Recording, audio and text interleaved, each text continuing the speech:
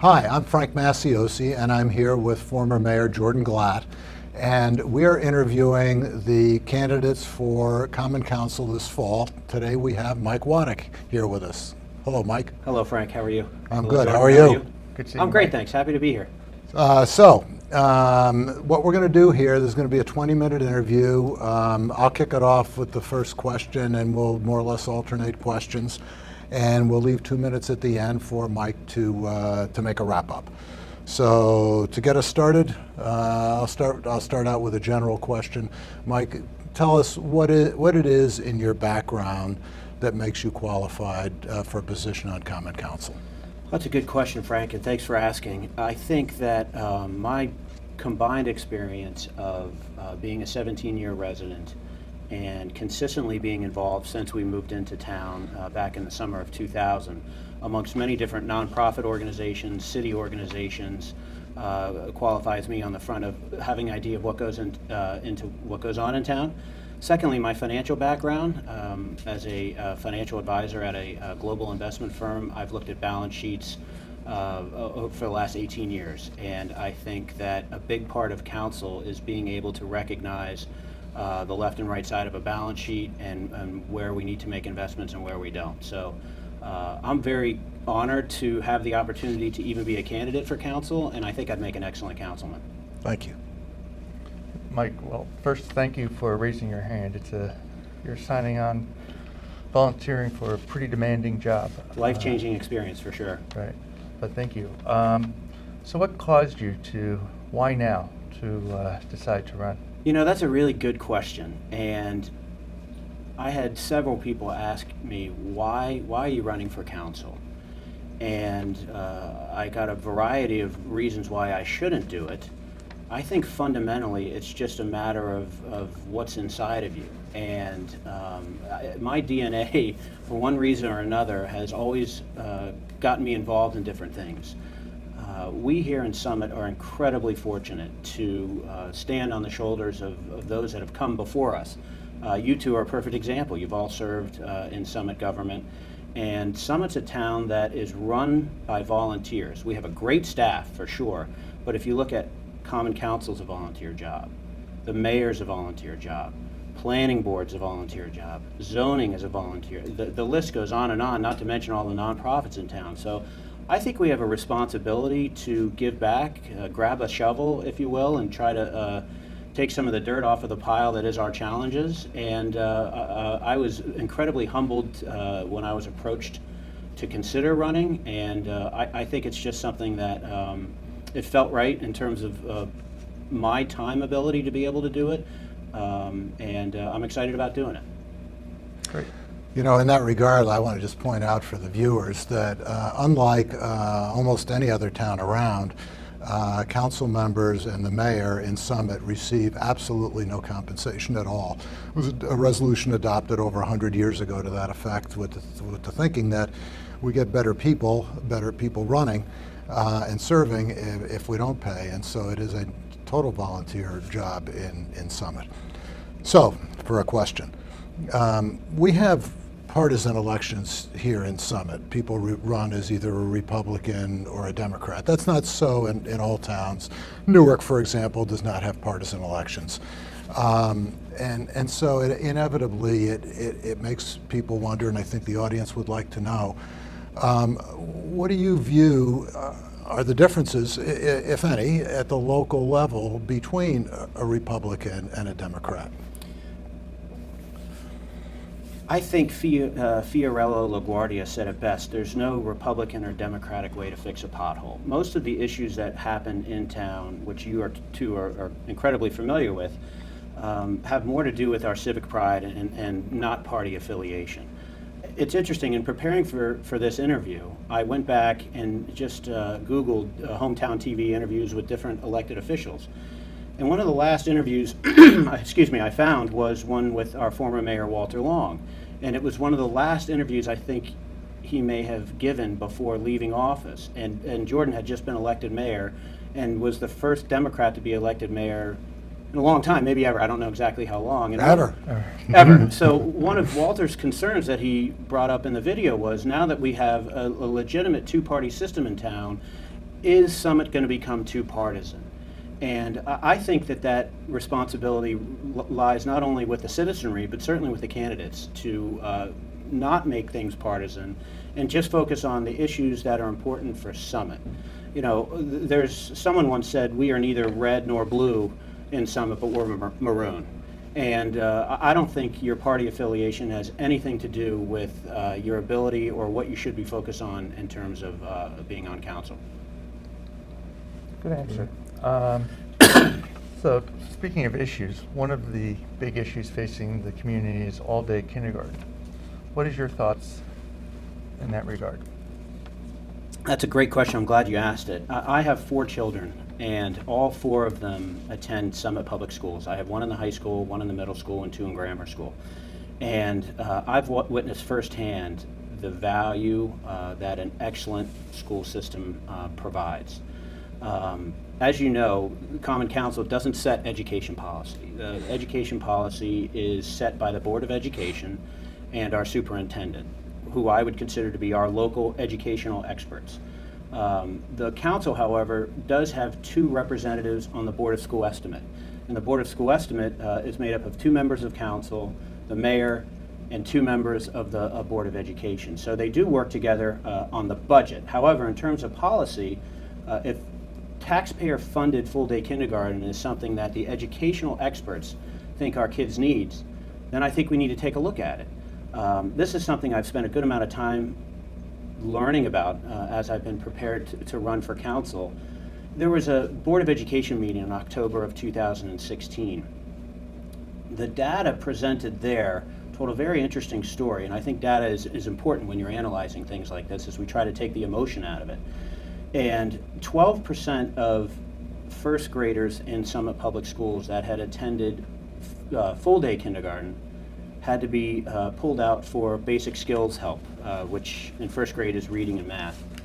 6% of children that attended half-day kindergarten had to be pulled out for basic skills help. So I think making sure we keep this focused on what Summit needs is incredibly important. Looking at that type of data, my question would be, what problem are we trying to solve? Because if we look at the academics based on that data, which of course is a small sample size, we've only had full-day kindergarten for a few years, it doesn't seem like it's something that makes sense academically. The other side of the coin is, of course, whenever you're dealing with a program, you've got to look at what the cost is and who it affects, right? So the most recent data that I've been able to dig up is that it's about a $9 million year one cost. So about $7 million in capital costs, which is of course 1 year, depending if you bond it, then the cost is ongoing with the interest payments. Then you have a $2 million capital cost. So that's $9 million on approximately a $70 million school budget. If you look at the data, it looks like that's not something that we need, particularly when we look at it versus what's the return on that investment. And when I look at my kids, and again I have 4, they're growing up in an incredibly competitive global marketplace. Our kids are not only competing with other kids from New Jersey and other kids from America for not only jobs but getting into college, but they're competing with kids from all around the world. So when I look at a $9 million 1 year spend and then a $2 million spend every year after that, which of course we know if you just look at the most recent teacher negotiations, it goes up to 2-3% every year. Is that money better spent at the middle school and the high school? So for instance, just a few years ago, we got our first college guidance counselor in the high school. So that seems like something that we should be investing in, making sure our kids are as best prepared as they can be to enter a global and very competitive college environment and work environment. I think when we're talking about taxpayer-funded full-day kindergarten, you'd be remiss if you didn't talk about the broken school funding formula that we're operating under in New Jersey. So just a bit of a history lesson. New Jersey didn't have an income tax until 1976. Governor Burns signed into law a 2% income tax that was designed to fund schools in New Jersey. Now, of course, we fast forward 40 years later, and the top bracket's 9%, and very little of that money actually comes back to Summit. In fact, if we look at where our income taxes that we pay that go to Trenton, how much of that comes back to the students in Summit, we get about $450 per child in state aid here in Summit, which comes out to about $1.7 million, when we look at other towns like Jersey City or Hoboken and they get $15,000 per child in state aid. Those types of policies we have to make sure we're incredibly smart about every dollar that we spend. And until we get a broken school funding formula fixed, and who knows when that's going to be, I think that we have to be incredibly smart about the money that we spend, taking into account where the best return of investment is, what we need for our kids based on what the educational experts say, and also taking into account the taxpayers of Summit. The last thing I'll say about this is this debate, as far as I could tell, started and was litigated in public about 5 years ago. Maybe it was 2013, 2012. I think it's time we put this issue behind us. I think the Board of Education and the superintendent are the ones that set education policy. If you look at towns like us, Chatham, Westfield, New Providence, Berkeley Heights, these are towns that have also had this conversation and decided that it's something that the data doesn't support, something that they can't afford. I think Summit needs to do the same thing and make a decision, put it behind us, and move forward. We just can't keep relitigating the same questions all the time. It's too divisive, and it keeps us from focusing on some of the other things that I think we need to be focused on. Thank you. The downtown, there's been a lot of talk among the candidates about the downtown. A vibrant downtown is vitally important to Summit. I think everyone's agreed on that. What would you do for the benefit of the downtown? Summit downtown is one of my favorite parts about living here. When I was living in Hoboken in the late 90s, and we were looking at, Pam and I were looking at different places to live, the downtown was absolutely one of the things that we were most attracted to.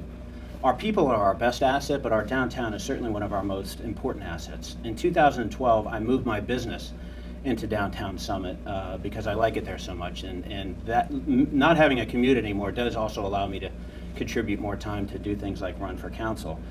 When we're talking about downtown, we have to first look at the big picture, and there's no question that Main Street retail is under attack. Particularly mom and pop stores that are undercapitalized are really struggling. So if you sell anything that can be bought on the internet, you're struggling. I think the best example I can come up with is the former Summit luggage store. I bought every piece of luggage that I own at the Summit luggage store. In fact, I bought my luggage there before we headed out to go on our honeymoon 18 years ago. And he just got tired of people coming into his store, scanning the SKU on their phone, and then buying their luggage on Amazon. He said, I just don't need it. If you're in the food business or in the service business, you're doing better. But I think retail is under attack. And one great asset we have lots of great assets at Summit, but one thing that really makes us unique is our train. And the train service that we have from Summit is the only train amongst our competitors. If you're a business looking to come out and set up shop, whether it's Montclair or Westfield or Summit, we have a one-seat ride from Summit to Manhattan, which is incredibly unique. Plus, because the Morris-Essex lines and the Peapack-Gladstone lines both converge here, we have twice as many trains as the other stations do during rush hour. So that's a big asset for us. On the other hand, we lose 35% of our residents every day that commute into the city. So I think having the commercial real estate presence in Summit is incredibly important in buildings like mine, because we need people in town. There's absolutely one thing that I think most city planners and people would agree on is you need people in town. You need a place where people can congregate. You need places where foot traffic's going to drive people in and out of those service businesses. So I think we have to get the Summit story together, decide what that is, and who's going to tell it. There are three concrete things that I would consider to be somewhat low-hanging fruit that I think I would try to push or at least study on council in terms of things we can do to help our downtown grow and thrive in a very difficult retail environment. The first is, when anyone's trying to open a business in town, I'm not sure the process is very easily understood. And what I mean by that is, if you've gone through it before, you know that there are certain things you have to do. You have to start in the zoning office, and then you have to go get all the different building permits, plumbing, fire, electric, so on and so forth. If you haven't gone through that before, it's a very difficult process to learn. I would like to be able to have a one-page piece of paper that describes exactly what you have to do, what the steps are in order to open a business in town. Because the clients that I have and the people that I've met in town, they're looking at Millburn, Montclair, Summit, Westfield. They're trying to figure out where is the best place for them to do it. So I think the first thing we have to do is have excellent customer service and make that process, at least on the communication side, as easy as possible so people know what they're getting into. Some of the headaches that I've heard from people opening up businesses in town could be avoided if they perhaps had just taken the time, or it was easier to be better educated on what's going on there. So customer service, sort of the front of the house, if you will, I think if we can do a really good job there, I think that's something that will really help bring businesses into town. The second idea that I've heard that I think is really interesting and something we need to study is, as you know, we have a central regional business district, the CRBD in town. And I mentioned before that we lose 25 or 30% of our residents every day when they commute into town. I think we need to look at sort of the periphery of what our central regional business district is. So take 47 Maple, for instance. Right now, the zoning laws say you have to have a clear storefront on the first floor, a clear window that you could see through. Perhaps on the fringes of our central regional business, our central downtown business district, we should encourage, take a look at the zoning laws to see if we can tweak them to allow more commercial businesses to locate into town, like the one that fills my building, One DeForest. Those are the people that come into town, that get their hair cut, that shop, that eat, and can fill our downtown during the day. Let me interrupt for just a moment. I'm getting a 3-minute signal. Oh, great. So I want to leave time for 2 minutes. You can talk more about the downtown if you like, or we could have one more question, but only for about a minute's worth. I have one more idea about downtown. So, as you know, there's a SDI, Summit Downtown Inc., and those businesses that pay to be a part of Summit Downtown Inc. An extra tax. I would like to see that tax dedicated 100% to the beautification of downtown. For instance, our tree wells. There always seems to be this back and forth about who's supposed to put the flowers in, who isn't. When you're a business that's coming to town, to sort of shine up some of those beautification things, I think would make a downtown a more attractive place to work. I don't know if we have time for one more question. Do we have before the 2-minute wrap up, but do you have We'll a quick one? It's a doozy, though. I don't know. Be if a quick it's gonna be answer. So 13.1% of our residents are Hispanic. And there's a lot of talk of sanctuary cities, and there's a sense that some of those are undocumented. What would be your message to those residents? Well, I think really your question is a two-part question. A sanctuary city and being Hispanic, I don't see as related. I think the discussion about sanctuary cities, to me, is a little bit ludicrous that any city would try to attain sanctuary city status. And the reason why I say that is you are intentionally disobeying federal law. If I were on council, I would never support Summit trying to declare ourselves a sanctuary city. If you don't like the law, try and change the law. But a sanctuary city doesn't, to me, have any effect on what nationality you are. That could apply to anyone. But I would not support Summit being named a sanctuary city. We're encroaching on your wrap-up time. Would you like to make a final statement? Yeah, thanks, Frank. This has been fun. Summit is a town that is a very special place to live, and I think we all bear some responsibility in order to pitch in to keep Summit as great as it is, not only for today, for our future. I'm very excited and proud to have my name on the ballot, and I'd hope to bring my energy and enthusiasm and commitment to Summit to the residents of Ward 2 and the residents of Summit as a council person, and I humbly would ask for residents' vote on November 7th. Thank you.